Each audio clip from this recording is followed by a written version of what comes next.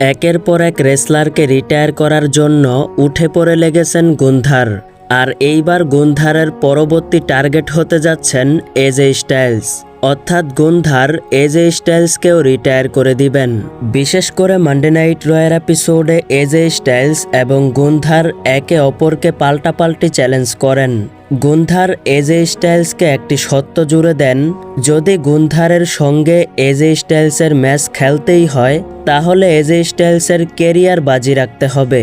অর্থাৎ এজে স্টাইলস যদি গুন্থারের কাছে হেরে যায় তাহলে এজে স্টাইলসকে রিটায়ার করতে হবে।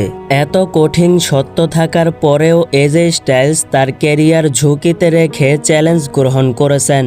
এরপর ডাব্লিউডাব্লিউই ম্যানেজমেন্ট এই বছরের রয়্যাল র্যাম্বলের জন্য এই ম্যাচটি অফিসিয়ালি কনফার্ম করে দিয়েছেন।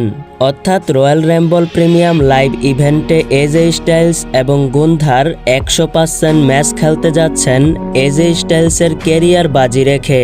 দেখুন, গত সপ্তাহে অলরেডি গুন্থার এজে স্টাইলসকে হারিয়ে দিয়েছেন।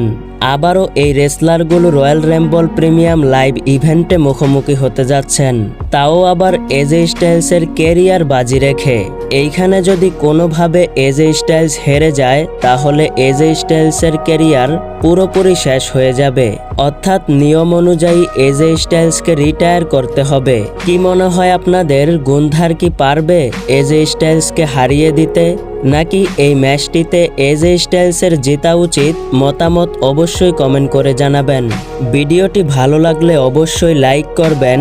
এই চ্যানেলে রেসলিং সম্পর্কে নিয়মিত ভিডিও পেতে হলে চ্যানেলটিকে সাবস্ক্রাইব করে পাশেই থাকবেন। ধন্যবাদ।